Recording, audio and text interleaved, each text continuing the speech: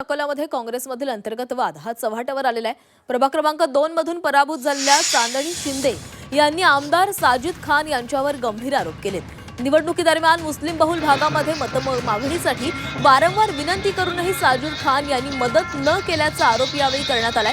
चांदणी शिंदे आणि त्यांचे पती रवी शिंदे यांनी आमदार साजिद खान यांच्यावर हे आरोप केलेत। तसंच पराभवाला थेट आमदार जबाबदार असल्याचंही त्यांनी ठामपणे सांगितलं।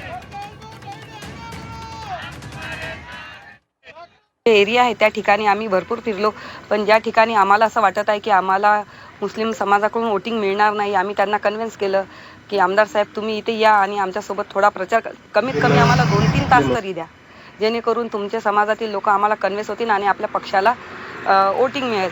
पण त्यांनी कानाडोळा केला आणि त्यांनी आले नाही, त्याच्यामुळे आज आम्हाला जो पराभव स्वीकारावा हा याचं फक्त आणि फक्त कारण फक्त आमदार साहेब आहेत की त्यांनी आमच्याकडे लक्ष दिलं नाही। जर असं म्हणत असताना माझा एक आरोप आहे आमदार साहेबांना की तुम्हाला जेव्हा आम्हाला निवडून नाही येऊ द्यायचं असतं तर आम्हाला एबी फॉर्म द्यायचा नसता।